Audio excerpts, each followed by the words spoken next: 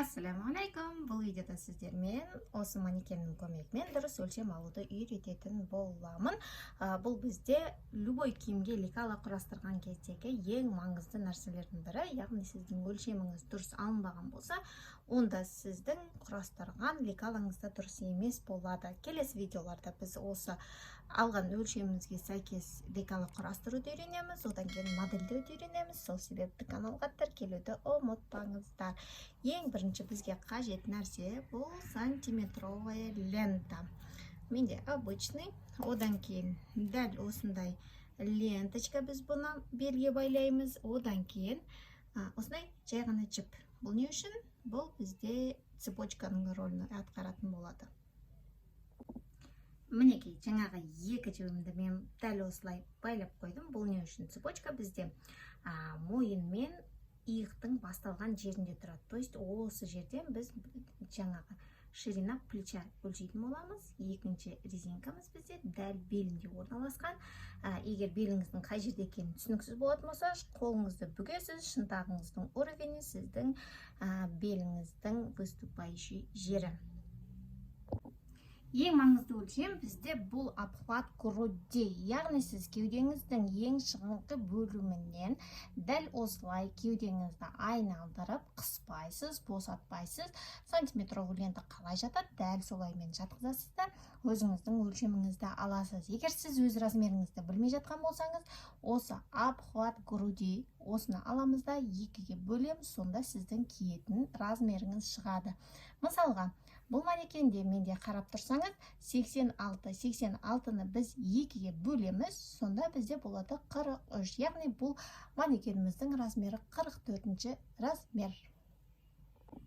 Бұл менің манекеннің артқы жақ бөлігі, яғни ештеңе салбырамайды. Дәл осылай, мына лопаточка дейді, қабырғамыздың дәл осы екі астыңғы бөлігінен туп-тура түп-түзу мына лентамызбен екеуі параллельно жүретін болады. Біз осы өлшемімізді аламыз. Дәл осылай обхват груди дейміз да 85 сантиметр деп жазып қоямыз. Мінекей. Екінші маңызды өлшемдердің бірі бұл обхват талии. Біз бұны қалай істейміз? Жаңағы белгіленген розовый ленточкамыз бар. Сол ленточканың бойымен ештеңені қыспай, босатпай, дәл осылай өлшейсіз. Бұл жерде бізде 68-де жарым болып тұр. Біз өзіміздің өлшемімізді осы жазып алған қағазымызға белгілейміз.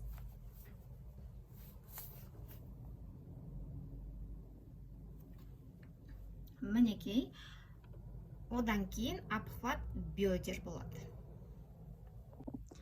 Келесі өлшем бізде обхват бедер. Бұл біздің бөксеміздің ең шығыңқы точкалар болады. Сол шығыңқы точкалармен қыспай, тартпай, өз жатысымен өлшеп шығамыз. Бұл бізде 94 сантиметр болып шықты. Яғни ОБ бізде 94. Келесі өлшем бізде длина изделия. Мына цепочка ретінде пайдаланған біздің жібіміз дәл осы жерде қажет болады. Яғни осы цепочка аяқталған және де біздің иығымыз басталған жерге сантиметрлік лентамызды қоямыз да өзімізге қажетті ұзындықты аяғына дейін өлшеп шықсаңыз болады. тізеге дейін, төмен, тобыққа дейін, жерге, яғни полға дейін. Кейбір жерлерде былай өлшем түсіреді. Яғни осы точкадан белге дейін, яғни лентаға дейін, және де лентадан полға дейін бөлек өлшем жүргізу мүмкін. Ешқандай қиындығы жоқ. Әр методиканың да ешқандай қателігі жоқ. Ширина спины өлшемі бізде иығымызбен, яғни қолымызбен арқамыздың бітетін бір точкасы болады. Сол точкадан, яғни лопаткалардың үстімен осы розовый резинкамызға параллельно жүргізіп, келесі нүктеге дейін өлшенеді. Бұл жерде менде шықты 31 сантиметр. Мінекей, ШС бізде 31. Келесі өлшем бізде ширина плеча дейді, либо длина плеча дейді. Бұл бізде осы цепочкамыздың орналасқан, яғни мойын мен иықтың басталатын точкадан иық пен қолымыздың басталатын точкасына дейін жүреді. Яғни өзіңіздің киіміңіздің иық тігісі деп аталады. Мінекей, дәл осы жерден тоқтайды. 10,5 сантиметр болып тұр. стандартты түрде 11 сантиметр немесе 12 сантиметр болады әр өлшемге байланысты. Келесі өлшеміміз біздің длина рукава. Бұл менің қолымның, яғни иығымның біткен және қолдың басталатын тұсынан дәл осы жерге лентамызды қоямыз. Қолымызды кішкене бөгеміз, мінекей шынтағымызды. Шынтақ арқылы жүргізесіз де өзіңізге қажетті өлшемді аласыз. Бұл менде 61 сантиметр. Келесі өлшеміміз бізде обхват запястья. Запястья деген бұл міне біздің білезігіміз. Білезігімізді біз қалай істейміз? Дәл осылай. Қолымызды аламыз, ештеңені қыспаймыз, жеңімізді, осы білезігімізді өлшеп шығарамыз. Менде ол 17 сантиметр болып шықты.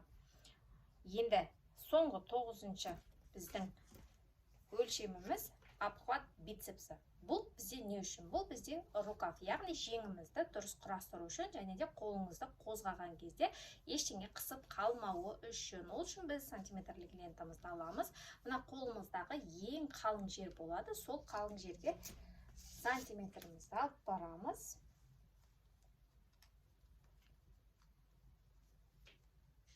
Мінекей өлшемді жүргіземіз. Бұл менде 27 сантиметр. Ең соңғы өлшемнің түрі бұл бізде обхват шеи, яғни мойын айналымы. Бұл бізде мойын басталған жерден иығымыз екеуісінің бітетін точкасы болады. Осы нүктеден өтеді. Бізде бұл 42 сантиметр. Мінекей бұл біздің өлшемдеріміз. Осы өлшемнің көмегімен сіз өзіңізге немесе клиентіңізге базалық лекаланы құрастыруыңызға болады. Егер де бұл видео сізге пайдалы болған болса, міндетті түрде каналға тіркеліңіз және де қазақ тілді тегін берілетін тігін саласындағы алғашқы контент болғандықтан сіздерден барынша қолдау күтемін. Басқа да чаттарға жіберуіңізге болады.